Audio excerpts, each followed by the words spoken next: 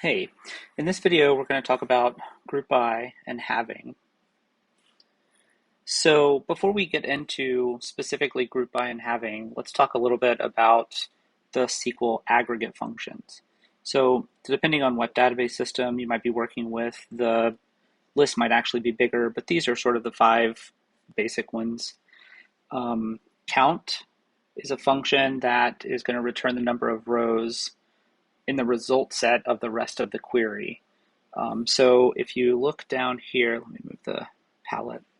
If you look down at this query, then this is going to return a single integer that represents however many rows from students, in this case, satisfy this condition. Average is going to do what you might expect. It's going to return the mathematical average of a column. Sum will return the sum of the values of the column. Min and max will return, of course, the minimum value and the maximum value. So down here in the second example, we see select average unit price from product where supplier ID equals 1, 2, 3. And so if you think about what this query would be without the aggregate function of average, just select unit price from product where supplier equals 1, 2, 3, that's going to give you, back a list of values. The list could contain just one value, but it's going to give you back a list of values, set of values. And so average is going to give you the average of those values. One thing you can do in this example, you'll see in the third example here, is you could actually perform a mathematical operation between two columns, let's say price, unit price, and quantity, and then apply an aggregate function to the result of that mathematical operation. So now that we can aggregate, let's look at these four examples up here. You'll notice that the thing that differs between them is what year I'm searching for. So in the first, it's for year one, and second for year two, and so on. So if you were to put all four of these together conceptually and come up with sort of one problem statement of what they're attempting to solve, you could say, well, it wants to know how many students there are that are year one students, how many students there are that are year two, and so on and so forth. But it takes four different queries to get the counts for the four different years. So what group by allows us to do is aggregate, use an aggregate function, as you see here, but provide an attribute that I'm going to first group the data set by before I apply the aggregate, so that the aggregate is applied to each of the members of the group. Okay, so if you look at this example data over here, I'm going to sort of rewrite it. So we might have students, and then we would have name, year, but I'm going to group them together so that all of the ones are together, all of the twos are together, and all of the threes together. I'll do them in different colors. So Sam is a 1, Kev is a 1, and then Rohit is a 2, Jane is a 2, a second year, and Omar is a second year. And then we have Jack is a third year. Okay, so when I think about processing the full query, I'm going to count by year.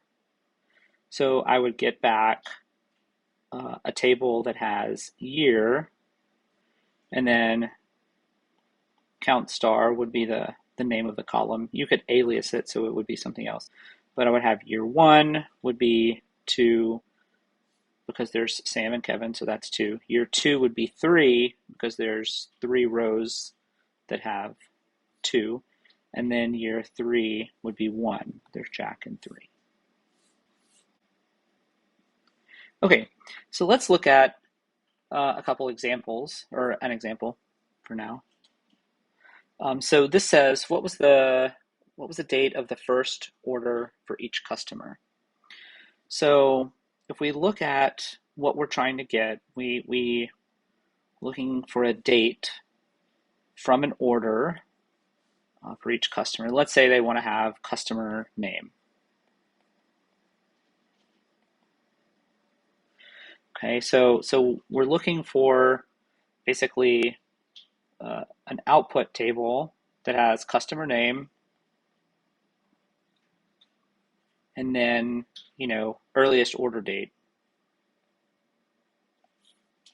That's going to have some data in it. Okay, so the way we're going to think about this is because we're going to need to get information from the customers table, but here's the order date, and those are linked on customer ID.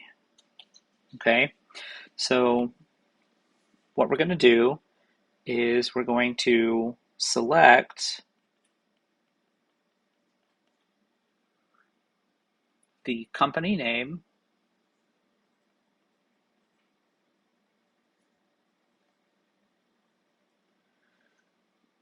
and the min order date.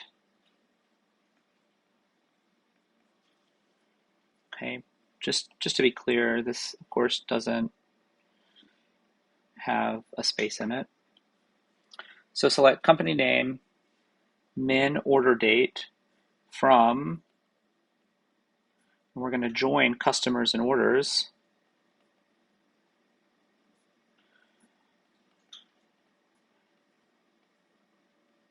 Where's O? So on C dot customer ID equals O dot customer ID. Okay, and so, but then we have to group by something because we have an aggregate function. So we're going to group by,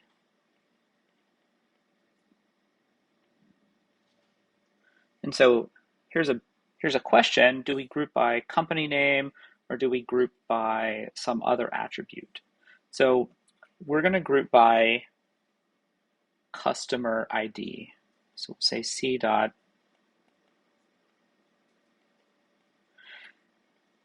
Okay. Now, normally you would group by whatever attribute or attributes that are not part of the aggregate function in the select clause. So company name or whatnot. However, if you think about a name of a company, and even if you look in some of the Northwind sample database samples, you'll see that it's not unreasonable, not unlikely, and certainly not prohibited by the schema that two companies couldn't have the same name. They might have different addresses and everything else might be different, but they might have the same name. In that case, they're still going to have different customer IDs because they would be two different customers. And since customer ID is the primary key, that's why we would want to group by customer ID in this case. But if you have some experience, you do know that normally we would group by the attribute that we are not aggregating on from the select clause. All right, so now that we can group by, we might want to apply some sort of predicate to the output of the group by. So if you look at this example, just continuing this with the students, if you look at this example here, I now am asking for any rows to be returned where basically where there's greater than or equal to 2 students. So whatever years have more than 2 students. And so if I were to go back and look at the data, it's going to still do the same process of aggregation. So let me see if I can copy this.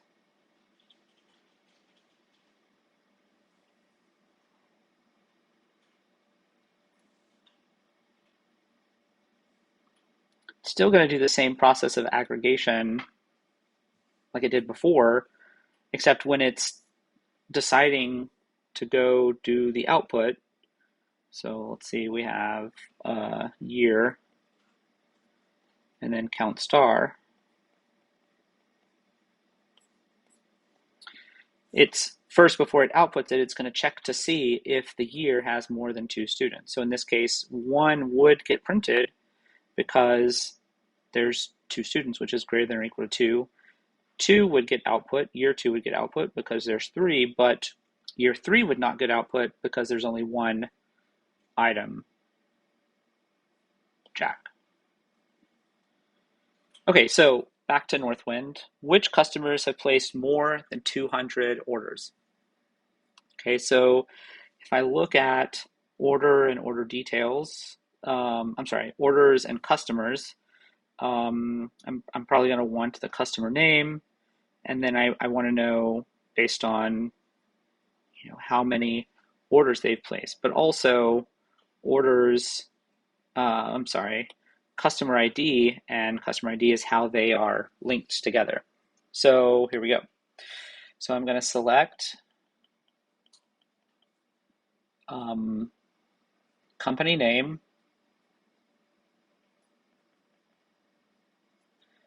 comma, count star from orders O. Let me move that a little over. Orders O, join customers C on O dot customer ID equals C dot customer ID. All right, so now we have, basically this would produce almost, we're getting towards the right answer, sort of company name, but now we need to group by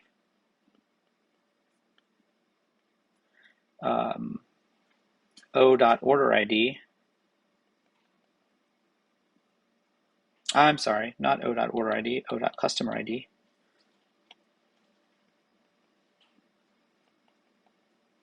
Okay. And so that's going to get us a list of all the customers, all the company names of the customers, and how many orders they've placed. But I only want to keep those where we have more than 200 orders. So we're going to say having count star greater than 200. And there you have it.